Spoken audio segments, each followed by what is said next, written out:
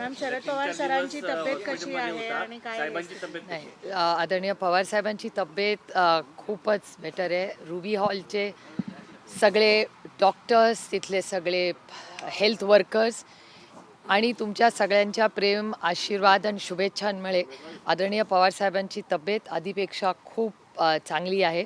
डॉक्टर्सही तिथे ब्रीफिंग करतायत. त्याच्यामुळे काही वेगळं मला काही सांगायची म्हणजे मला वाटत नाही मी काही बोलावं याच्यावर.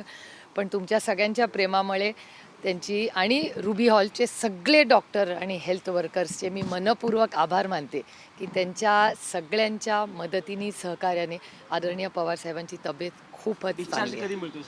मला वाटतं 5 दिवसाचा का काहीतरी अँटीबायोटिक्सचा जो कोर्स असतो तो 5 दिवसाचा पूर्ण करावा असं मला वाटतं. त्याच्यामुळे सोमवार, मंगळवार, बुधवार, गुरुवार, शुक्रवार डीपीडीसीची बैठक झाली आहे. पहिल्यांदा तुम्ही आणि सुनेत्रा पवार हे क्रॉस झाले.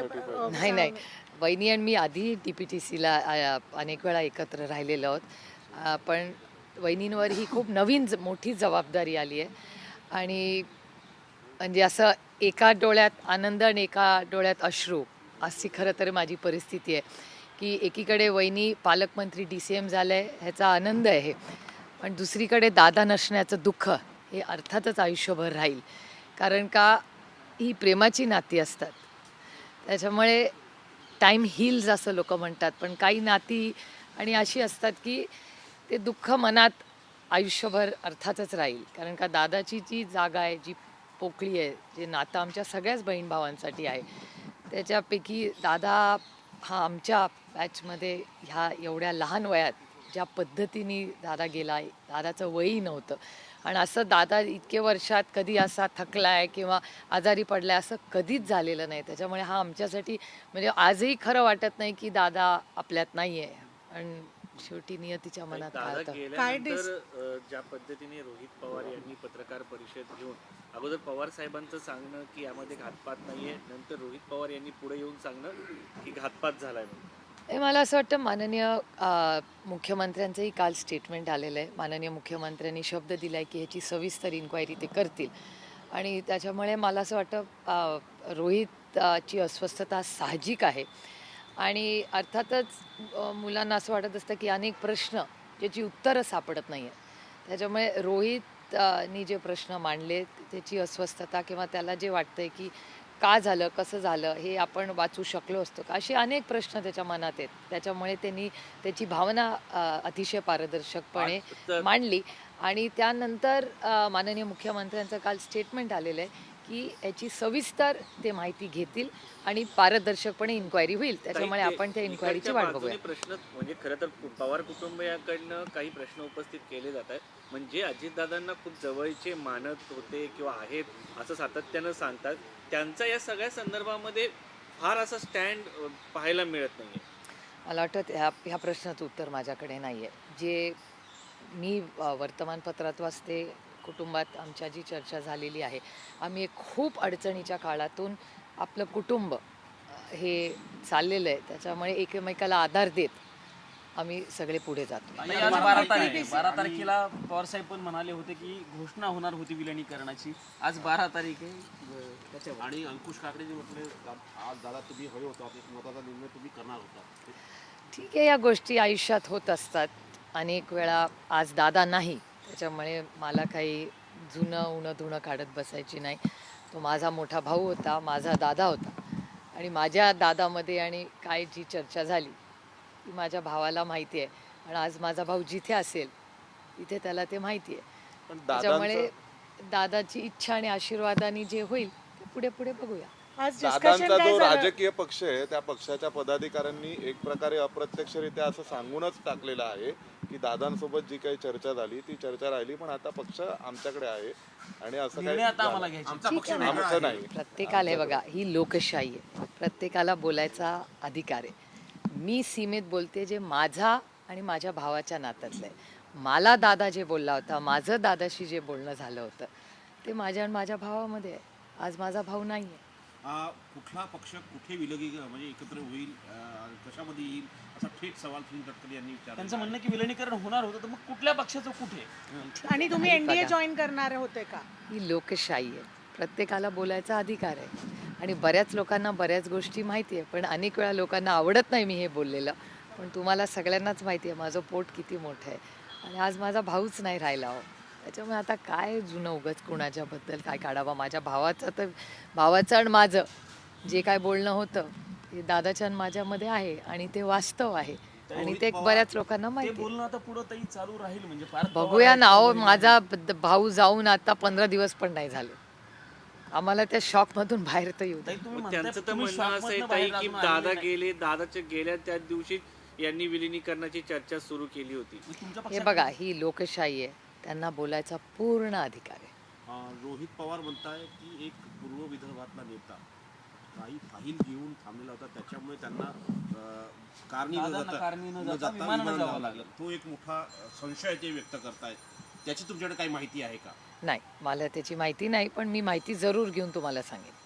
अमित भेट घेण्यासाठी काही हो, काल रोहित पवार इथेच होते आणि त्यांनी सिव्हिल एव्हिएशन मिनिस्टर आणि अमित शहाजींची वेळ मागितली होती. मी त्यांनाही विनंती केली होती, पण काल मला पण यायला थोडासा उशीर झाला, मला संध्याकाळ झाली. त्याच्यामुळे काल मी ईमेलही केला होता त्यांच्या ऑफिसला की रोहितची इच्छा होती की त्या दोघांनाही जाऊन विनंती करावी ह्या सगळ्याची. पण आज रोहित आता मुंबईला का पुण्याला गेलेला आहे, त्यामुळे परत तो दिल्लीला येईल तेव्हा परत मी विनंती करेन. नाही, अमित शहा आणि नरेंद्र मोदींनी आणि इतर सर्व नेत्यांनी कुटुंब म्हणून काय भावना व्यक्त केल्या आहेत तुमच्यासोबत? नाही, एक तर माननीय मोदीजींचे फोनही आलेले आहेत. आदरणीय पवार साहेब जेव्हा हॉस्पिटलमध्ये होते तेव्हाही मोदीजींचा, सोनियाजींचा, राजनाथ सिंगजींचा, राहुलजी, प्रियांकाजी, म्हणजे ओमर अब्दुल्ला, अनेक आदरणीय पवार साहेबांवर प्रेम करणारे असे अनेक लोकांच्या शुभेच्छा आणि गेट वेल सूनचे फोन आले.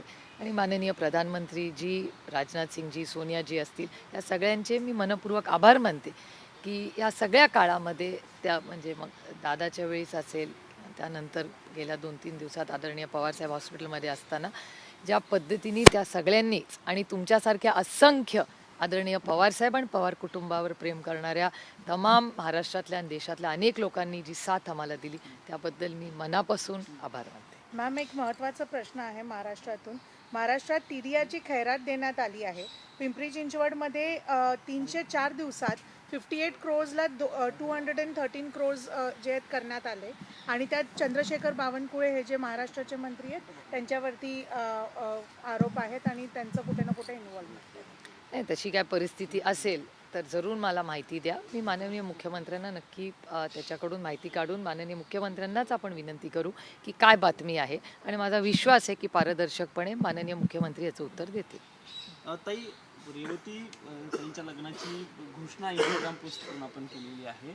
मुख्यमंत्र्यांनी मध्यस्थी केली अशी एक चर्चा आहे. नेमकं नाही, खरं तर गेले अनेक महिने ही चर्चा चालली होती. रेवती आणि सारंग हे गेले जवळपास वर्षभर एकमेकाला ओळखतात आणि माझं भाग्य आहे की माझे सगळेच भाऊ, म्हणजे मला 6 भाऊ आहेत, त्या 6ही भावांनी या नात्याला आशीर्वाद दिलेला आहे. त्यामुळे मी माझं भाग्य समते की दादा असतानाच हे लग्न ठरलं होतं. खरं तर दुर्दैव हे दादा आमच्यातून 28 तारखेलाच गेला, नाही तर ही अनाऊन्समेंट सगळी फॅमिलीच 30 तारखेला करणार होती.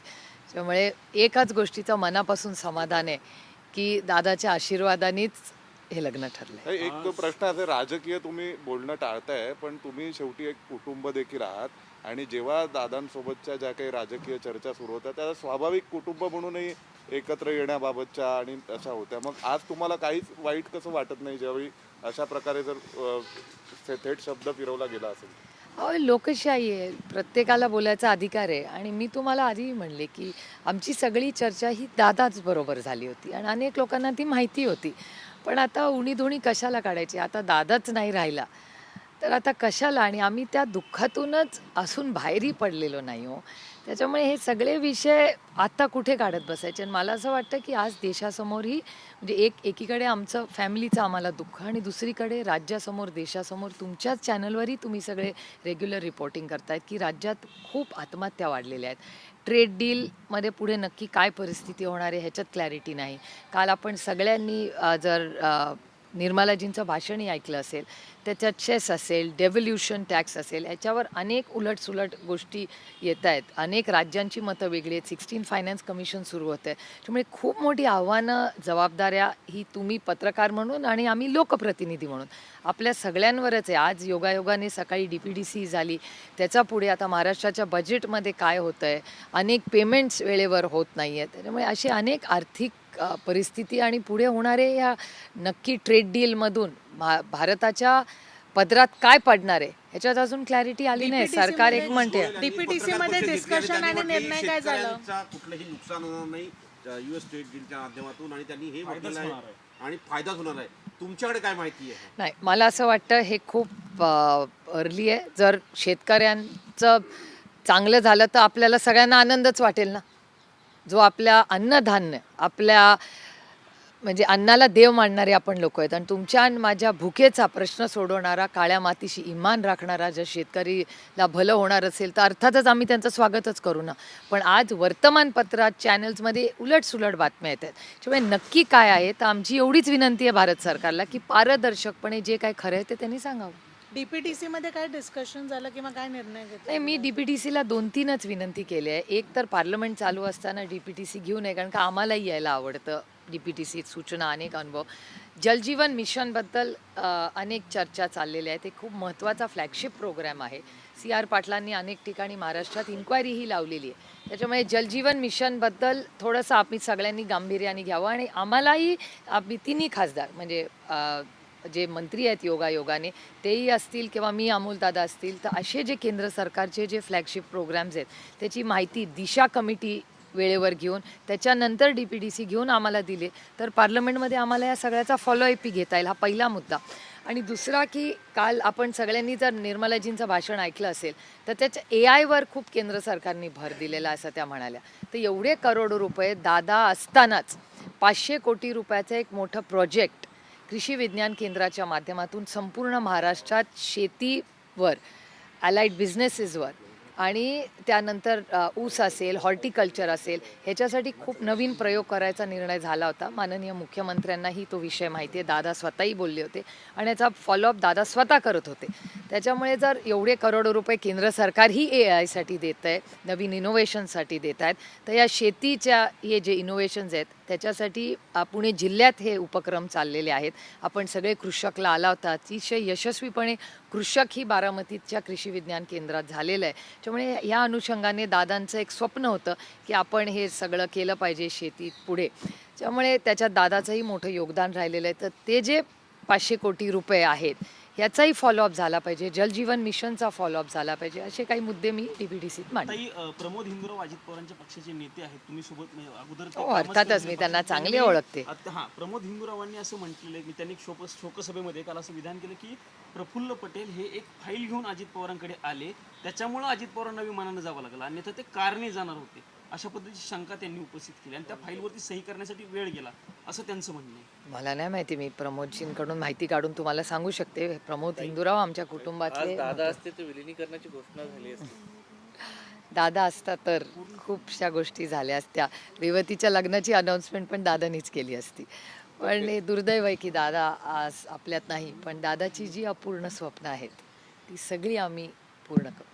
ताई, एक प्रश्न थोडा वेगळा आहे. नेवासा तालुक्यातून एक सकारात्मक बातमी आली की जातमुक्त गावाची घोषणा केली आहे. गावात चांगली गोष्ट आहे. जातींवरून भेद केला जाणार नाही. नाही, हा पुरोगामी विचारांचा महाराष्ट्र आहे. शाहू फुले आंबेडकरांचा महाराष्ट्र आहे. छत्रपतींचा महाराष्ट्र आहे. त्यामुळे त्याच्यात ह्या नेहमीच देशाला जेव्हा सामाजिक परिवर्तन झालं महाराष्ट्र नेहमी पुढे राहिलेला आहे. माझा विश्वास आहे की आजही तुमचा आणि माझा महाराष्ट्र, आपला महाराष्ट्र हा नेहमी सामाजिक परिवर्तनात, विकासामध्ये नेहमी देशात एक काहीतरी नवीन दिशा द्यायचं काम आपले नागरिक नक्कीच करतात. एक शेवटचा प्रश्न, उपमुख्यमंत्री झाल्या सुनेत्रा पवार, घाई झाली वगैरे अशा स्वरूपाचे जे खूप चर्चा आहे. चर्चा झाल्या. ते लोक बोलत राहतात. मला असं वाटतं इथून पुढे दादाची जी अपूर्ण स्वप्न आहे ती पूर्ण करण्याची नैतिक जबाबदारी ही आज आपल्या सगळ्यांना. काही विरोधी पक्षाला सभागृहात बोलू दिलं जात नाही असं सातत्यानं चित्र किंवा असा आरोपही होतो. याकडे कसं बघता? पूर्ण सेशनमध्ये हे आरोप होत राहिले. लोकसभा अध्यक्षांवरती अविश्वास ठराव आला. हे दुर्दैव आहे, कारण का शेवटी लोकशाही आहे आणि ज्याला इंग्रजी म्हणतात डेमोक्रेसी हॅज टू बी नॉइझी. आवाज तर झालाच पाहिजे. आणि ही जर लोकशाही आहे तर विरोध, लढाई, मतभेद हे झालेच पाहिजेत. माझं नेहमी म्हणणं असतं की मनभेद होता कामा नये, मतभेद हे झालेच पाहिजेत.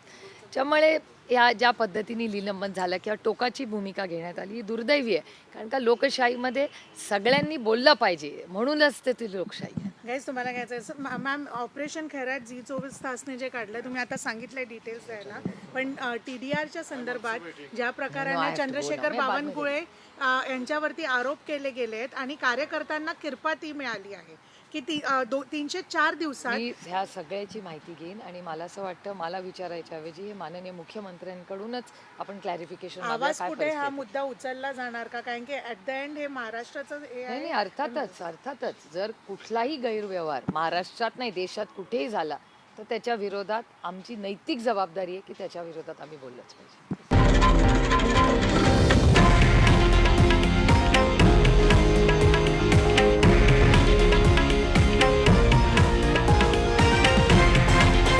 हे आहे देशातील नंबर 1 न्यूज नेटवर्क आणि आपण पाहत आहात TV9 मराठी, एकमेव.